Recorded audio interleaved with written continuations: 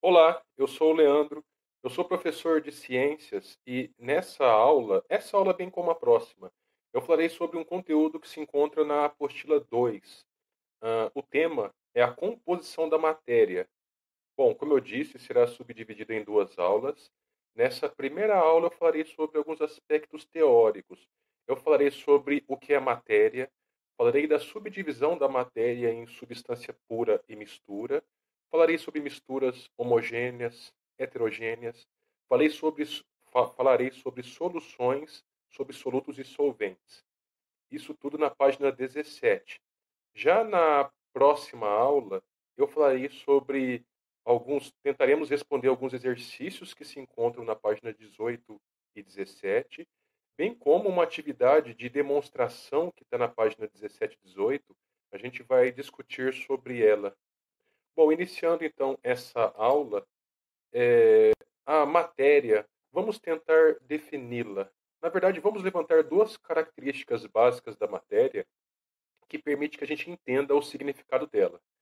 Matéria é tudo aquilo que ocupa espaço. Ocupa espaço, tentem pensar na seguinte situação. Nós não conseguimos atravessar o corpo de uma outra pessoa. Nós não conseguimos atravessar uma parede. Nós vamos se chocar contra ela. Porque a parede, as pessoas ocupam os seus respectivos espaços. Bom, percebam nessa figura. Se as pessoas não ocupassem espaço, nessa figura as pessoas não ficariam tão incomodadas dividindo o ônibus com esse número exagerado de pessoas, né? Uma outra característica da matéria é que ela possui massa. Tentem entender como massa essa situação de nós irmos, por exemplo, à farmácia, subirmos na balança. Aquilo que nós chamamos de peso, eu vou me pesar, é determinar a massa. É o termo cientificamente mais correto. Pesar é um pouco diferente de determinação de massa. Não é o nosso objetivo discutir isso agora. Mas a massa, toda a matéria tem massa. Tentem pensar então que matéria nós podemos colocar sobre uma balança, hipoteticamente, e pode sair um valor específico, né? Em gramas, em massa, em toneladas, ou em valores até menores que gramas também, em escalas menores que gramas, né? Bom, tentando ainda definir o que é matéria, matéria é tudo que está ao nosso redor, que podemos tocar, por exemplo, o computador, o celular, a mesa, que podemos sentir. Nós podemos sentir, por exemplo, colocando a mão numa parede, percebemos a superfície da parede levemente mais fria do que o resto do nosso corpo.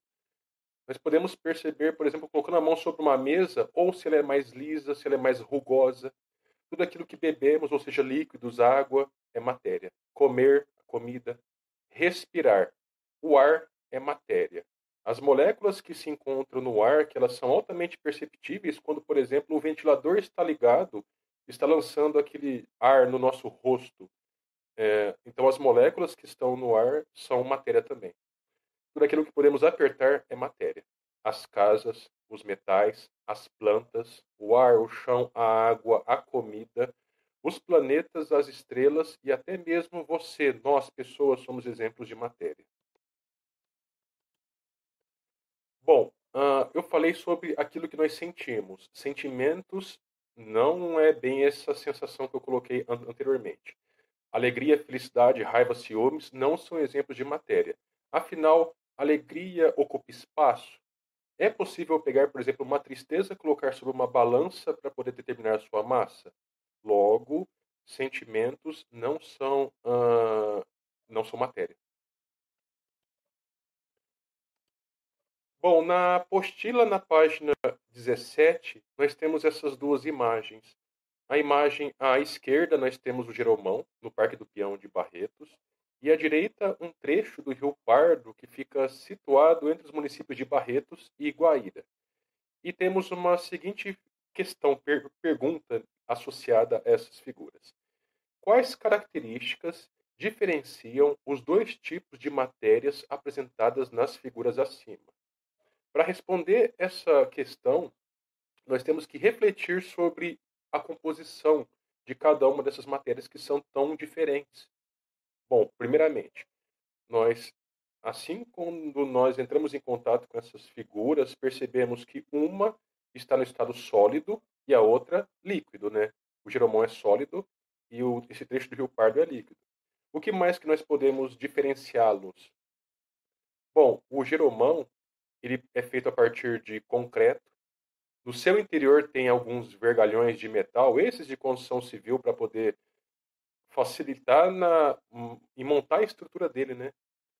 O Jeromão ele é feito em parte de resina, essa parte externa, para dar essa forma, o rosto com os detalhes que ele tem. Isso foi tudo feito a partir de resina. O Jeromão tem uma máscara no seu rosto, possivelmente de pano. Alguma tinta deve ter sido utilizada para poder pintá-lo. Por sua vez, esse trecho do Rio Pardo é um rio de sedimentação, é um rio que cai muita terra no seu interior, principalmente pela baixa preservação ambiental das matas ciliares que estão no seu entorno, pelas atividades agrícolas. Então, essa terra, por ocasião de chuvas, principalmente, cai, e a gente pode observar que a água é bem barrenta, bem escura. Mesmo sendo barrenta, é possível que tenham algumas algas, tenham peixes, tenham bactérias, animais aquáticos, até jacarés ao longo do percurso pode ter, répteis como cobra sucuri. Então, isso tudo são exemplos de descrições de diferenças entre essas duas matérias, o Jeromão e esse trecho do Rio Pardo. Bom, aqui está um pouco detalhado, um pouco resumido as características do Jeromão. O Jeromão é sólido, feito de concreto. O concreto, por sua vez, ele pode ser feito a partir de cimento, areia e brita. Essas pequenas rochas pretas. Aço, os vergalhões de aço, resina, entre outros, etc. Por sua vez, o trecho do Rio Pardo é líquido, tem água, terra, peixes, outros animais aquáticos, etc. Bom, agora, ainda tentando caracterizar a matéria, vamos subdividi-la em duas partes, em dois grupos. A matéria pode ser ou uma substância pura ou uma mistura. Então, uma mistura é uma mistura de várias substâncias puras, uma está dentro da outra, né? Vamos, a partir de exemplos, entender melhor essa classificação, essa subdivisão. Bom, nessa figura nós temos água, pode ser tanto açúcar quanto sal. Então, a mistura de dois componentes, água e o açúcar ou sal. O ar atmosférico, esse ar que nós estamos respirando, o ar que está do lado de fora da nossa casa, esse ar é uma mistura. Ele é composto por vários gases, principalmente o gás nitrogênio, que entra na composição de 78% da atmosfera. 78% do ar que nós estamos respirando, ele não é o maior em quantidade. O oxigênio, que é um gás que nós utilizamos muito na nossa respiração. 21% da atmosfera é gás oxigênio. Em percentual inferior a 1%, nós temos uma diversidade muito grande de gases. Eu coloquei alguns aqui: o gás argônio, gás carbônico, vapor d'água, gás hélio, outros gases de enxofre, de nitrogênio, enfim, uma infinidade de gases. Então, apesar de nós não conseguirmos observar isso claramente, a atmosfera é uma mistura de gases. O pão é uma mistura de vários ingredientes. Aqui nessa outra figura nós temos óleo, água e areia, uma mistura de três componentes.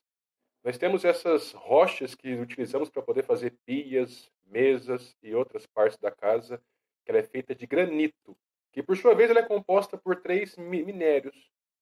Esse mais escuro é a mica, esse com coloração mais clara é o feldspato, e o quartzo, que tem uma coloração marrom, mas seria mais cor gelo.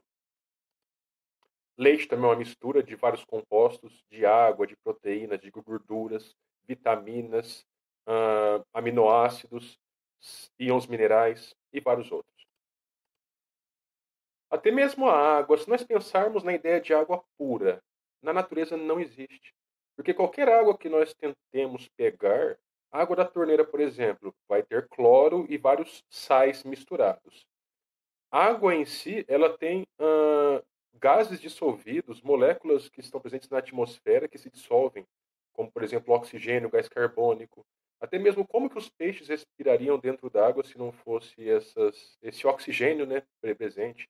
A água entra pela boca do peixe e sai pelas brânquias, pelas guelras. E nesse meio do caminho tem um filtro natural do peixe, né, que ele extrai essas moléculas de ar da água para poder utilizar na respiração. Então, essa ideia de substância pura é teórica. Não existe nenhum filtro que remova tudo e deixe a água pura. A água sempre, e assim como qualquer outro componente, nunca vai se apresentar na natureza de forma pura. Sempre vai estar na forma de mistura. Mas, eventualmente, por ocasião de algum exercício, nós podemos colocar assim: considere a água uma substância pura. Bom, agora solutos, solventes e soluções. Três conceitos muito importantes em química: soluto, solvente e solução. Bom, quando nós misturamos dois componentes, ou seja, um soluto e o solvente, e um se dissolve em outro, desaparecendo, nós obtemos uma solução. É fácil observar isso na prática. Coloque meia colher de sal ou açúcar em um copo cheio d'água e misture. O açúcar ou sal vai desaparecer. Pronto, transformou numa solução. Criamos uma solução. Então, nesse exemplo, nós podemos tratar como açúcar seria o soluto, o solvente a água e a solução a mistura entre o açúcar e a água. Perceba alguns detalhes importantes.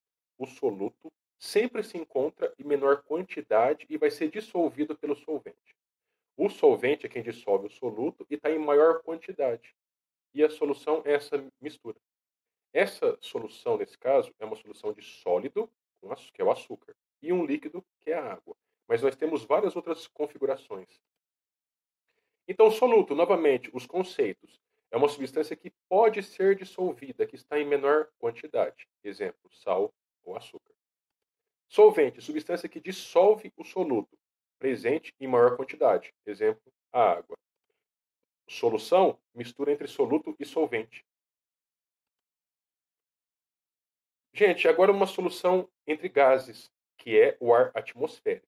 Nós não conseguimos diferenciar qual gás é qual. Ah, esse gás aqui é nitrogênio, esse é oxigênio, esse é gás carbônico. Não, porque o ar é uma solução. E é uma solução homogênea. Toda solução é homogênea. Homogênea é que nós observamos apenas um aspecto visual. Como eu disse, nós não diferenciamos quem é quem no ar, qual molécula é qual. Então, como já citei, a composição química da atmosfera, nitrogênio principalmente, 78%, oxigênio 21% e outros gases abaixo de 1%. O ouro é uma solução entre sólidos. Por quê? Porque essa barra de ouro, por exemplo, é ouro 18 quilates. O máximo são 24 quilates. 18 é o percentual de ouro. Aí outro metal é acrescentado para poder formar uma liga mais firme, mais rígida, porque o ouro em si ele é muito macio, ele é facilmente, quando apertado, é deformado. Então, geralmente mistura-se prata ao ouro para poder formar essa liga mais firme, mais rígida. Então, o ouro 18 quilates é 18 partes de ouro, 18 até 24 restam 6, e 6 partes de prata. Então é uma solução sólido com sólido, porque nós não conseguimos diferenciar essa parte aqui é a prata, essa parte aqui é ouro. Por isso é uma solução. E toda solução é homogênea, tem apenas um aspecto visual. Misturas homogêneas, misturas que possuem apenas um aspecto visual, apenas uma fase. Exemplo, água e açúcar dissolvido, já citamos já esse exemplo. Mistura heterogênea, apresenta mais de um aspecto visual. Mistura óleo e água. Percebam que o óleo e a água não se misturam e nitidamente conseguimos diferenciá-los visualmente, o óleo em cima e a água embaixo. Outra mistura heterogênea de sólidos, novamente, a rocha de granito. Olha os três minerais que eu já citei. O quartzo, que é esse cor gelo, o feldspato, que é esse esbranquiçado, e a mica, que é esse mineral escuro preto. É uma mistura heterogênea com três fases, com três componentes: o quartzo, a mica e o feldspato. Outra mistura heterogênea com três fases, nós temos no meio água, abaixo areia e serragem em cima. Mistura heterogênea com três fases. Bom, pessoal, esse era o conteúdo que eu queria ter passado nessa aula. Espero que tenham gostado e bons estudos a todos.